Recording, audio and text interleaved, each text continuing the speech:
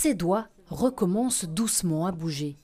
C'est un véritable exploit que ce chirurgien a réalisé le mois dernier. 12 heures d'opération pour réimplanter la main complètement amputée après un accident avec une scie circulaire. C'est quelque chose d'exceptionnel. Il y a énormément de complexité. On a beaucoup de tendons à faire, donc plus de 20 tendons à suturer.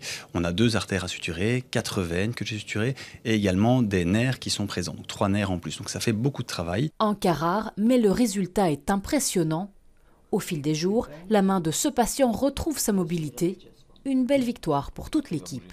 Monsieur, il garde sa main tout le temps au chaud, il est très attentif et c'est grâce à ce travail d'équipe qu'on va pouvoir sauver cette main. Donc comme je dis toujours aux patients, je dis maintenant, c'est plus votre main, c'est la nôtre. Parce que quand on a travaillé 12 heures dessus, nous on se bat tout autant pour cette main que lui a envie de se battre. Quand on a une main comme ça coupée, qu'on arrive à la remettre, c'est le plus beau cadeau qu'un patient puisse nous faire et on est vraiment très heureux de ça. Il faudra 1 an au patient pour récupérer l'usage complet de sa main grâce à de la rééducation plusieurs fois par semaine. On va drainer d'abord, on va partir de l'épaule, on va aller jusqu'à la main. Et puis après, on va remonter pour essayer de faire circuler tout le liquide vers le haut, ça va. Cet homme sait qu'il a eu beaucoup de chance. Pendant une seconde, j'étais là, mais qu'est-ce qui se passe? Puis j'ai réalisé, oh, mais ma main est là-bas. Je me suis dit qu'il fallait que je fasse quelque chose. J'ai eu peur, mais j'ai un très bon docteur. Il a fait du bon travail.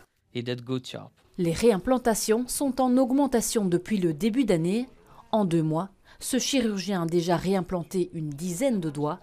Alors en cas d'amputation accidentelle, quelques gestes peuvent vous sauver. Vous prenez le doigt quand il a été coupé, vous le nettoyez un tout petit peu si vous voulez, ou bien vous le mettez simplement dans un tissu propre ou même des papiers mouchoirs propres et vous le mettez dans un sac plastique étanche. J'insiste vraiment sur l'étanchéité et ensuite on peut placer ça dans de l'eau et de la glace. Pourquoi de l'eau et de la glace? Parce qu'on va refroidir le doigt et le garder à une température proche de 0. Au pire, vous gardez le doigt simplement dans un compresse, ça peut déjà suffire à nous l'amener et à le prendre en charge correctement. En situation critique, chaque seconde compte.